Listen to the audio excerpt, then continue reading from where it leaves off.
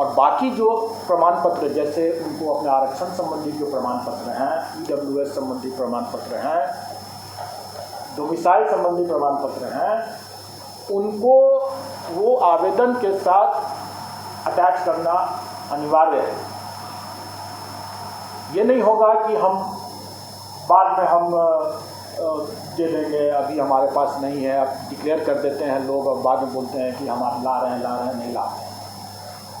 इसमें हम लोग ये कर रहे हैं कि नहीं, आपको इसी के साथ ही देना है। अगर आपके पास में नहीं है तो आपको 15 दिन का टाइम रहेगा, आप बना लीजिए, आप बनवा लीजिए इस बीच में। लेकिन जब आप जमा करेंगे आवेदन, तो आप सभी दस्तावेज के साथ जो प्रमाण पत्र आपके हैं, परीक्षा फल अगर आपका निकला हुआ है तो वो भी है, वो सभी को छायाप्रति आपको लगा करके ही देना है। बाद में उसमें लगाने का या जमा करने का मौका नहीं दिया जाएगा। बाद में सिर्फ जो प्रमाण पत्र आप लगाए हैं, सिर्फ उसी का मूल प्रति आपको सत्यापित कराना होगा। हम लोग प्राय देखते हैं कि EWS के मामले में खास करके, या क्रीमी लेयर का सर्टिफिकेट लेकर के जो आते हैं, पहले डिक्लेयर कर देते हैं, या फ्रीडम फाइटर का जैसे लेकर के आते हैं, डिक्लेयर कर देते हैं और बाद में बोलते हैं कि नहीं मिला, हमको सर्टिफिकेट नहीं मिला, और बाद में अपना दावा को विड्रॉ करते हैं। तो ऐसी बात की गुंजाइश नहीं होगी। अगर आपके पास में सर्टिफिकेट नहीं है तो काइंडली आप न वैसी दावा करें। और अगर आपका सर्टिफिकेट तो सर 1 साल बाद लैप्स कर जाता है, यदि आप 1 साल बाद 1 साल बाद तो नहीं मानते हैं ना, हम तो पूरे प्रक्रिया में 1 साल थोड़ी लेंगे। हम मतलब इसकी बात करें, 1 साल का हम समय नहीं लेने वाले हैं। आपका आवेदन के समय में आपके पास में जो भी सर्टिफिकेट होगा, आप तभी आप अप्लाई करें। जो आप दावा करते हैं उसका सर्टिफिकेट आपके पास में होना चाहिए। आपके पास में अगर परीक्षा फल नहीं है तो स्वाभाविक है कि आप उसका दावा नहीं कर सकते। तब आपको आपके पास संभावित परीक्षा होने वाली है, या आप ये घोषणा आपको देना होगा कि अगर आपने परीक्षा दे दिया है और आपके पास में सर्टिफिकेट अभी नहीं मिला है, प्रमाण पत्र, तो आपको ये अंडरटेकिंग देना होगा कि आपने परीक्षा दे दिया है या परीक्षा होने वाली है और आप उसमें देने वाले हैं, और आप समय पर आप जो माना जाएगा कि सत्यापन के समय में आप मूल दस्तावेज दे पाएंगे, अन्यथा आपकी पात्रता नहीं मानी जाएगी, स्वीकार नहीं की जाएगी। ये चीज़ उनको देना होगा अंडरटेकिंग। इसका रिजर्वेशन और डोमिसाइल कितना पुराना चलेगा?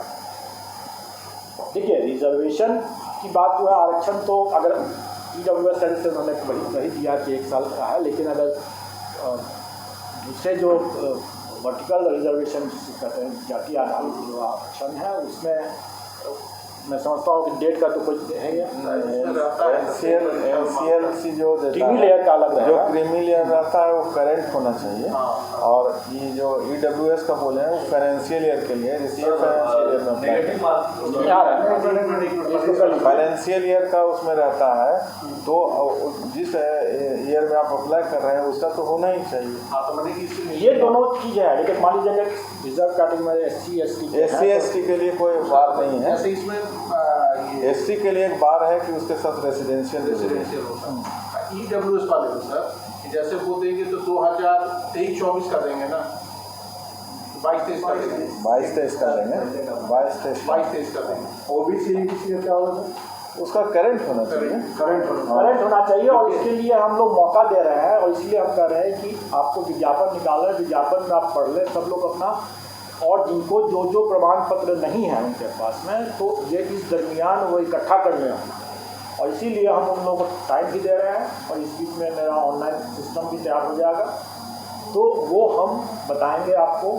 हम मान के चलते हैं कि हम लोग करीब 2 सप्ताह का टाइम उनको दे सकते हैं, और भी आज उसके बाद आवेदन जमा करने में भी उसको कुछ टाइम मिलेगा, तो 2 से 3 सप्ताह का हम लोग आवेदन जमा करने का भी समय देंगे। कहने का ये मतलब है कि वो भी अपना कमर कस करके तैयारी भी करें, पढ़ाई भी करें, और अपने जितने प्रमाण पत्र हैं उसका इसकी व्यवस्था भी कर लें, ताकि जब वो अप्लाई करें तो उनके पास में सभी डॉक्यूमेंट रहे उससे, बाद में दौड़ धूप करने की जरूरत न पड़े, और बाद में वो कठिनाई न हो। अब रही बात की ये नेगेटिव मार्किंग की जो बात आपने जो किया, एक मिनट इसमें सब कंफर्म होना चाह रहे हैं कि 1 जून तक अधिसूचना जारी कर देंगे। हाँ, उससे पहले ही हो जाएगा। हाँ, और रजिस्ट्रेशन जो है इसके 2 सप्ताह के बाद 15 जून हम ऑनलाइन और देखिए रजिस्ट्रेशन और आवेदन हम लोग पहले जो अलग अलग तिथि पर करते थे वो हम लोग अलग अलग तिथि पर नहीं करेंगे, एक साथ करेंगे। तो ये 15 जून के आसपास तब तक लोग भी अपनी तैयारी कर रहे हैं, हम भी अपनी तैयारी करेंगे और अभ्यर्थी भी अपनी तैयारी कर लें और प्रमाण पत्र सब इकट्ठा कर लें। अब रही बात की एक और पॉइंट है आरक्षण से ही संबंधित कि नियमावली में ही दिया हुआ है कि महिलाओं के लिए जो प्राथमिक विद्यालय के मामले में प्राइमरी स्कूल में वो 50% आरक्षण महिलाओं, और उसका वैसे भी पूरा जो ब्रेकअप है जो पद जो ठीक है रोस्टर वाइज आरक्षण प्रतिवाद वो भी हम लोग वेबसाइट पर डाल देंगे और उसमें भी लोग देख सकते हैं किस विषय में किस कैटेगरी आरक्षण प्रतिवाद सब देख सकते हैं। कुछ जो छूट जितनी तरह की छूट है वो विज्ञापन में आप पढ़ लेंगे, जैसे विषय के हिसाब से भी, जैसे कंप्यूटर के मामले में भी लोगों की जिज्ञासा थी और कितना प्रावधान क्या है वो सारा डिटेल्स जो है वो आपको विज्ञापन में मिल जाएगा। सर कंप्यूटर के मामले में जो एमसीए वाले लोग हैं उनका कहना है आपको उसमें जितना भी डिटेल्स है उसमें इतने ढेर सारे, अगर मैं उसी की परीक्षा ले लूँ अगर तो शायद उसमें भी हम लोग भी फेल कर जाएंगे, क्योंकि इतने ढेर सारे उसमें है पॉइंट्स और यही कारण था कि थोड़ा टाइम भी लग रहा था। स्वाभाविक है, इतने ढेर सारे कंडीशंस हैं और इतने वैरायटी इतने ज़्यादा हैं कि ये इसको समझना, एक बार में समझना और एक बार में समझ करके उसको लिखना डालना कंडीशंस को और उसके हिसाब से सॉफ्टवेयर को ही बनाना है मुश्किल बात, लेकिन समय लगा, देर आए दुरुस्त आए वाली बात है, तो अभी हम लोग तैयार हैं। अब रही बात की ये कट ऑफ, इसलिए ये आपने कहा नेगेटिव मार्किंग, इस पर भी लोगों ने बहुत चर्चा किया कि मतांतर है, ऐसा कोई मतांतर नहीं है, किसी भी बिंदु पर कोई मतांतर नहीं, और सबकी सहमति से और अपने अपने क्षेत्राधिकार से, जिसको जो क्षेत्राधिकार है विभाग का, आयोग का जो क्षेत्राधिकार है उसके उन सीमाओं में रहते हुए और आपस में विचार विमर्श के बाद ही कोई निर्णय लिया जाता है, तो इसमें नेगेटिव मार्किंग मेन पेपर में नेगेटिव मार्किंग है।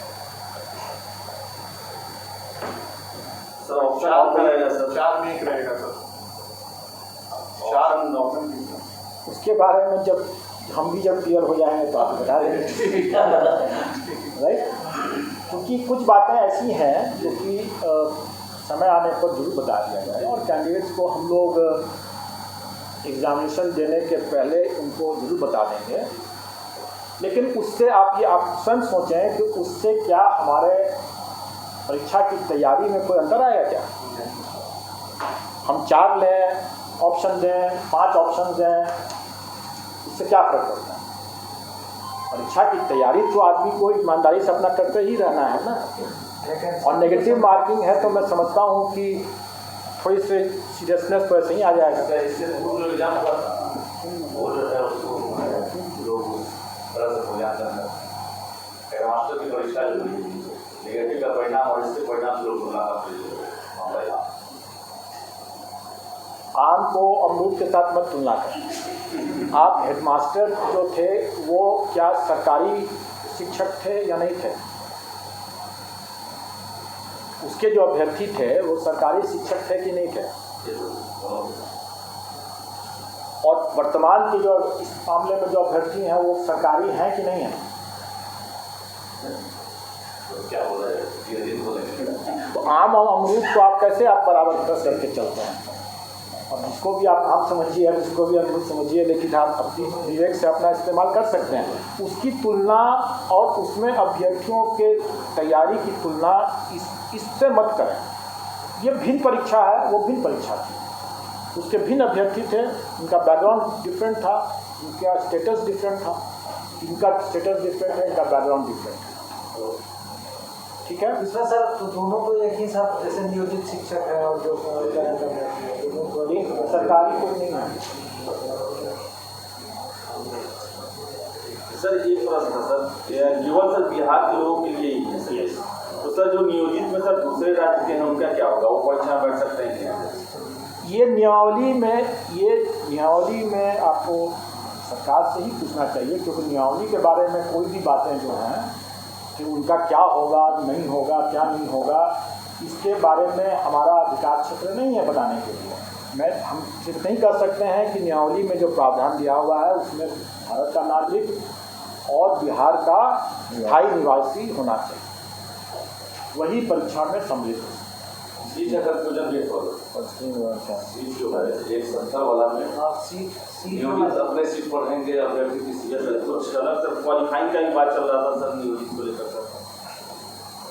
मैं नहीं जानता हूँ, और फिर मैं कहूँगा कि अटकलबाजी पर कोई न्यूज़ न चलाएं। सबसे अच्छी बात होगी कि जो विषय सरकार से संबंधित है वो सरकार से पूछें। जो हमें तो 1,70,000 समथिंग का हमें जो अभियाचना प्राप्त हुई है, हम उसके आलोक में अपनी बात बता रहे हैं। अब ये इसमें नियोजित शिक्षक का पद है नहीं है, इसको क्या किया गया है, इसके बारे में तो अब सरकार ही बता सकती है, हम नहीं जानते हैं और हमें जानना भी नहीं है। जाति प्रमाण के साथ साथ आवासीय भी जरूरी होगा, स्वाभाविक है। अगर हमें स्थायी निवासी लेना है बिहार का, तो हमको उसका आवासीय जो है प्रमाण पत्र की आवश्यकता पड़ती है और पड़ेगी। अब जैसे कोई व्यक्ति रेंट में रहता है तो उसका जो ये यहाँ बनेगा वो अस्थायी बनता है, हमें स्थायी निवासी चाहिए तो बन जाता है स्थायी निवासी का।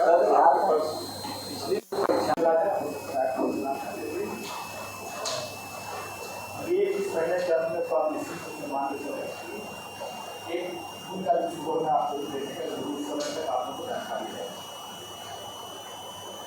कुछ बातों का मैं साझा कर दूँ कि जो परिवर्तन जो है देखते हुए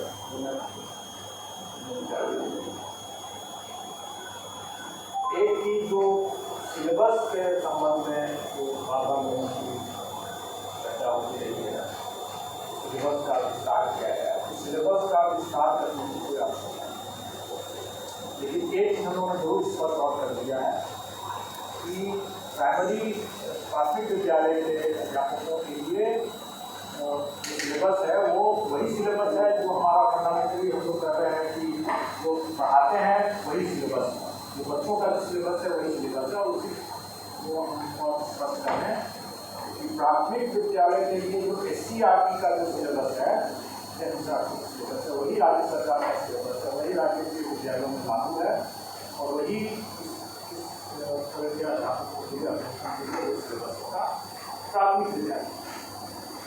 और जो 9, 10 और फिर उसके बाद 11, 12 के लिए जो है मामला, उसमें राज्य सरकार के विद्यालयों में वो पाठ्यक्रम है वो NCERT के पाठ्यक्रम जो है वही, इसलिए वो उसी से गाइडेड होगा और वही है। इसलिए अगर किसी भी अभ्यर्थी को सिलेबस विस्तार से अगर समझने की जरूरत है तो वो बस को देखेंगे तो उनके वो ज़्यादा। दूसरा जो लोगों की एक मांग रही है कि भाषा की का जो है उसमें 100 नंबर का है और उसके लिए 2 घंटे हैं और मुख्य पेपर जो है वो 2 घंटे के हैं, उसमें 150 मार्क्स। इतना मैं बता दूं कि भाषा का जो है वो पहले दिन मैंने क्वालिफाई नहीं, उससे आपको मेरिट नहीं बनेगा, मेधा सूची उसके मार्क्स प्राप्त के आधार पर नहीं बनेगा और इसलिए हम लोगों ने उसमें अधिक समय दिया है कि आप आराम से आप करें, बनाने की बात नहीं है, क्वालिफाई नहीं करना है। लेकिन जो मुख्य पेपर है वो उसी पर मेधा आधारित होगा, प्रतियोगिता उसी पर है, तो उसमें हम लोग चाहेंगे कि जो अच्छे अभ्यर्थी हैं जल्दी बना पाएंगे, जो अच्छे नहीं है उसमें मार्क्स नहीं होगा, विलम्ब होगा, तो इसलिए हम लोगों ने ज़्यादा क्वेश्चन रखा है। लेकिन हम लोगों ने फिर आपस में विचार करके और अभ्यर्थियों की एक परिमाण ध्यान में रखते हुए हम लोगों ने पहले जो 150 क्वेश्चन रखा था उसको घटा करके 120 किया है मुख्य में और पहले जैसे 100 और 50 का था कि 100 में उनका नॉलेज बेस था और 50 में उनका टेस्ट का टेस्ट था, तो हमने वो ब्रेकअप को हमने 80 और 40 पे, और ये सभी मुख्य परीक्षाओं के लिए है, मतलब 120 क्वेश्चन रहेगा 80 और 40। और ये भी मैं स्पष्ट कर दूँ कि एक पद के लिए एक ही मेन पेपर, कई बार लोग ये कहते हैं कि इतना व्यापक सिलेबस है कैसे पढ़ेंगे, ऐसा नहीं है कि उनको सभी पढ़ना है, उनको तो सिर्फ एक ही पेपर को उसकी तैयारी करनी है। अगर एक पद के लिए तैयारी कर रहे हैं तो एक ही पेपर की तैयारी करें, भाषा जो सबके लिए लागू है वो करना है। तो इसलिए अगर वो दो पद के लिए तैयारी कर रहे हैं उनको 2 पेपर पढ़ना है, 2 पेपर लिखना। और ये भी है कि उनको जो अपना विषय उनका है जिसमें वो स्टेट की परीक्षा पास किए हैं उसी विषय से उनको देना है। और इसमें सिर्फ कलेक्टर ने स्पष्ट किया है कि सिर्फ कॉमर्स का ही एक ऐसा विषय है जिसमें कि अगर वो चेक किए हुए हैं तो उसमें उनको विकल्प है विषय का, तीन विकल्प है, अकाउंटेंसी है, बिजनेस स्टडी है, एंटरप्रेन्योरशिप है, और एक और है वो आपको सब विज्ञापन में समझी जाएगा। तो ये पाठ्यक्रम के बारे में। अब इसके आगे ये हमें बताना है कि अभ्यर्थियों की एक और मांग सरकार से होनी चाहिए, आयोग को भी लोग दे देते हैं, लेकिन एक्चुअली वो निर्णय सरकार को भी लेना है और सरकार ने किया है और यही कल की बैठक में ही क्लियर हुआ है कि जो एक्सपीरियंस कैंडिडेट हैं उनको भी हम लोग मौका दें, और एक्सपीरियंस कैंडिडेट के लिए शैक्षणिक प्रशैक्षणिक आस्था का कट ऑफ डेट जो होगा वो 21/8/2021। मैं फिर से पूरा स्पष्ट कर दूँ कि ये डेट है कि इस तारीख तक अगर उनकी परीक्षा हो गई है, जो अर्हता संबंधी परीक्षा अगर हो गई है तो वो आवेदन दे सकते हैं। उनका परीक्षा फल बाद में भी निकले, कोई हर्ज नहीं है, उनको हम लोग भाग लेने का भाग लेने का मौका दिया है। ये जिनको लोग डिमांड करते रहे हैं, सोचता हूँ कि अगर कौन पर किसी को अभी भी अगर कोई समस्या है तो पूछ लेंगे। 21 अगस्त 2023 परीक्षा हो जानी चाहिए। और ये जो तारीख तक परीक्षा में उसको हो जानी है तो वो भाग ले सकते हैं। ये तो वो छात्र जब भी आएगा तब आएगा। ये वो छात्रों ने जो टेट क्वालिफाई किए होंगे ना सर, जो भी अर्हता संबंधी परीक्षा है, अगर वो उनका पेंडिंग है, या तो परीक्षा नहीं हुई है या परीक्षा फल उसको नहीं मिला है, तो दोनों ही स्थिति में वो भाग ले सकेंगे बशर्ते इस तारीख तक उनकी वो परीक्षा संपन्न हो जाए। वो तो ये समिति और डेट जिसका होगा कई कॉम्बिनेशन हो सकते हैं, उसको आप उस कॉम्बिनेशन की बात आप मत सोच करें, उसके लिए कुछ लाभ होगा, उसके लिए कुछ और लाभ होगा, कुछ और बातें होगी। मैंने आपको विस्तार से ये बता दिया कि जो भी अर्हता संबंधी परीक्षा उनको देनी है, अगर वो परीक्षा 31/8/2023 तक संपन्न हो जाए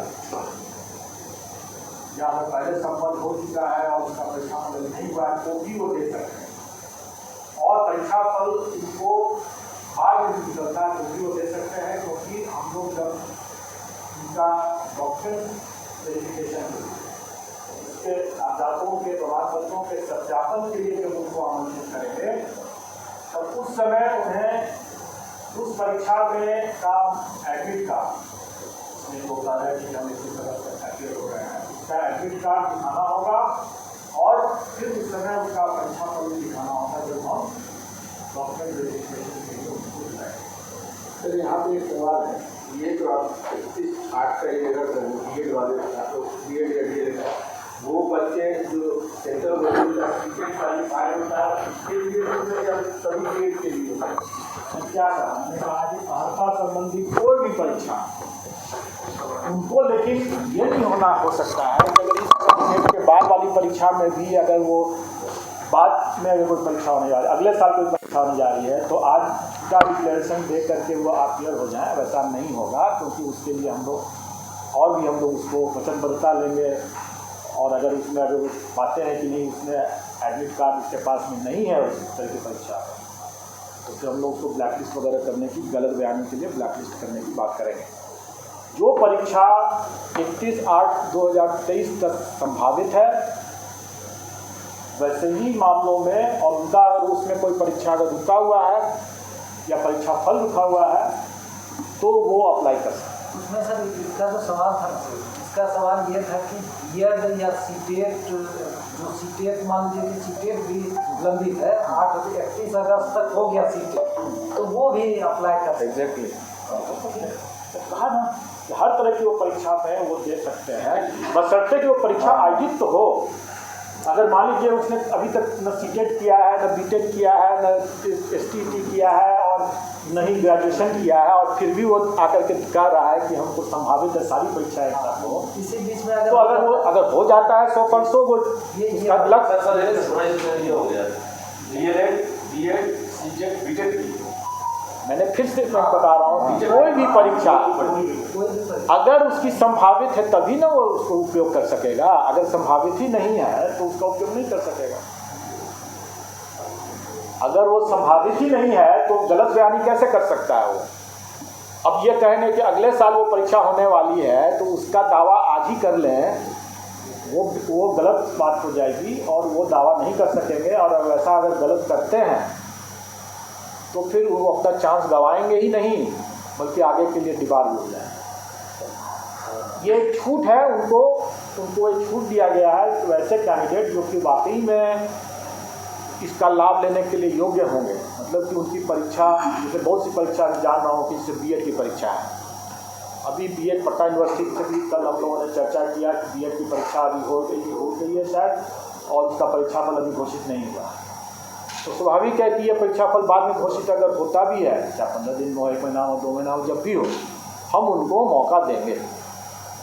क्योंकि परीक्षा हो गई है संपन्न, तो परीक्षाफल निकलने में अगर विलम्ब भी अगर होता है तो उसके लिए हम उसको दीवार नहीं करेंगे, उसके लिए हम वंचित नहीं करेंगे, हम उनको मौका देंगे। ये कट ऑफ डेट की बात हो गई।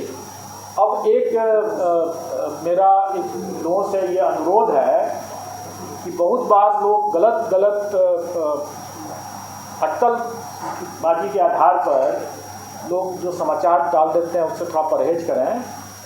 और एक बड़ा एक मामला एक आ रहा है जिसमें लोग ये प्रचारित कर रहे हैं कि जब आयोग आज तक मात्र साल में या इतने वर्षों में कुछ ही हजार नियुक्तियाँ जब कर पाई हैं, तो यह आयोग 1,70,000 नियुक्ति करने में 5 वर्ष से 10 वर्ष और कुछ कितने वर्ष लगाएंगे। अब मैं ये कहूँ कि अगर हम कंबाइंड सिविल सर्विसेज में करीब 6 लाख अभ्यर्थी भाग लेते हैं और फाइनली सिलेक्शन जो होता है 800, 900, कभी 300 इस तरह से होता है, तो क्या बाकी अभ्यर्थियों का हम मेरिट लिस्ट नहीं बनाते हैं? उनके कॉपीज का या OMR शीट का हम इवैल्यूएशन नहीं करते हैं? हम तो करते ही हैं। हमको अगर 6 लाख लोगों का अगर परीक्षा देगा तो सभी 6 लाख लोगों का हमको OMR शीट का इवैल्यूएशन तो करना ही है। अब वैकेंसी जितना रहेगा हम उतना पास ऑन कर देंगे। हम तो सभी 6 लाख का करते ही हैं ना, उसके लिए हम 5 साल तो नहीं लेते हैं। तो इस तरह का जो गलत बयानी जो लोग कर रहे हैं, लोगों को गुमराह कर रहे हैं। और अगर उसमें अगर आप लोग भी अगर वैसा साथ देते हैं तो आप लोग भी उसके हाथ की कठपुतली बनते हैं। सोशल मीडिया तो आप समझ लें कि हास्यास्पद स्थिति है कि नहीं है। क्या वो इससे तो यही पता चलता है कि ऐसे बोलने वाले लोग और ऐसे कुतर्क देने वाले लोग जो हैं वो पब्लिक को क्या समझते हैं, महाबेवकूफ़ समझते हैं। तो खैर ये उनकी सोच है। मैं आपको ये बता दूं कि इसमें आप लोग समझ चुके हैं, आपको हंस रहे हैं तो आप समझ चुके हैं कि हम अगर 6 लाख लोगों से परीक्षा लेंगे तो हम सभी का तो मार्किंग करेंगे, सभी का मेरिट बनाएंगे, उसमें से ऊपर से जितने लोगों का वैकेंसी होगा उनको दे देंगे, जितने सिलेक्शन हुए। 5 साल नहीं लेंगे, 5 महीने भी नहीं लेंगे हम इसमें, और हम इसमें जल्दी ही करेंगे। जैसे मैंने पहले ही बताया था कि अगर हम कंबाइंड सिविल सर्विसेज का अगर 1.5 महीने में रिजल्ट निकालते हैं तो इसमें हमारी करीब 4 परीक्षाएं हैं, क्योंकि एक 3 तरह के पद हैं और एक क्वालिफाइंग नेचर का है। तो क्या हम 4 गुना समय लेंगे? नहीं, हम इसमें 2 से 3 महीने में हम लोग इसका रिजल्ट निकाल देंगे। और निश्चित तौर पर इस कैलेंडर ईयर में हम रिजल्ट निकाल देंगे। अब रही बात कि आवेदन, हम लोग इसको आमंत्रित करने का डेट थोड़ा आगे रखेंगे, क्योंकि इसमें कई इसमें रिलैक्सेशन की बात है। जैसे एज के लिए कट ऑफ डेट 1/8/2023 है, और ये शिक्षक नियमावली से जो नीति नियमावली है उसी में है ये दिया हुआ। न्यूनतम और अधिकतम दोनों के लिए यही कट ऑफ डेट है, लेकिन इसके बाद इसमें अलग अलग श्रेणी के लिए अलग अलग मामलों में इसमें कट ऑफ डेट के बाद रिलैक्सेशन भी अलग अलग है। 10 साल है, किसी में 14 साल है, किसी में 11 साल है। भूतपूर्व सैनिक के लिए कुछ और है। तो इसमें कई ऐसे हैं जिसको लेकर के हमें अपने आवेदन, ऑनलाइन आवेदन, क्योंकि हम ऑनलाइन ही लेंगे, इसमें ऑनलाइन आवेदन को तैयार करने में हम लोग को समय लगेगा उसके लिए। लेकिन हम ये भी कह रहे हैं कि जो अभ्यर्थी इसमें आवेदन देंगे ऑनलाइन और जिनका परीक्षा फल निकला हुआ है और बाकी